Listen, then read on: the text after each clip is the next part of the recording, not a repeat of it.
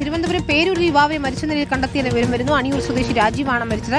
ഗ്രൗണ്ടിൽ കളിക്കാനെത്തിയ കുട്ടികളാണ് കാറിനുള്ളിൽ മരിച്ച നിലയിൽ കണ്ടെത്തിയത്. കാറിൽ AC ഇട്ട് കിടന്നുറങ്ങിയതാകാമെന്നാണ് പോലീസിന്റെ നിഗമനം. ഗോകുൽ ചേരുന്നു.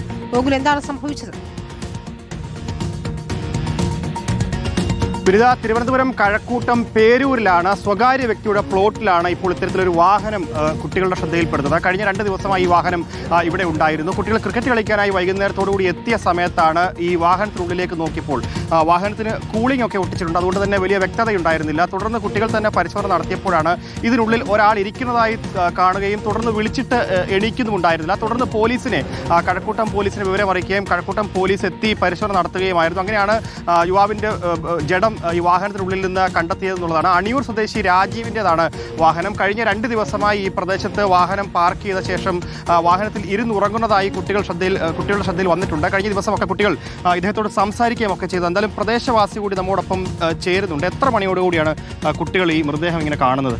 ഞാനിപ്പം അറിഞ്ഞിട്ട് ഏകദേശം ഒരു 1.5 മണിക്കൂറാവും. ഞാനിവിടെ ഉണ്ട്. ഇവിടെ ഉണ്ട്. ബോഡിയെല്ലാം എടുത്ത് കയറ്റി പോലീസും എല്ലാം ഉണ്ടായിരുന്നു. കഴക്കൂട്ടത്തെ പോലീസും SIC എല്ലാം ഉണ്ടായിരുന്നു. കഴിഞ്ഞ 2 ദിവസമായിട്ട് വാഹനം ഇവിടെ തന്നെ ഉണ്ടല്ലേ? അങ്ങനെയാണ് ഇവിടെ കളിക്കാൻ വന്ന കുട്ടികൾ പറയപ്പെട്ടത്. ഇന്നലെ തൊട്ട് ഇവിടെ വാഹനം ഉണ്ട് എന്നുള്ള രീതിയിലാണ് കുട്ടികൾ പറഞ്ഞത്.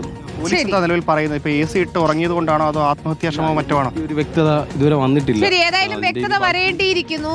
2 ദിവസമായി വാഹനം അവിടെ ഉണ്ട് എന്നതാണ് ഗ്രൗണ്ടിൽ കളിക്കാൻ എത്തിയ കുട്ടികൾ പറയുന്നത്. ഗോകുലാണ് വിശദാംശങ്ങൾ നൽകിയത്.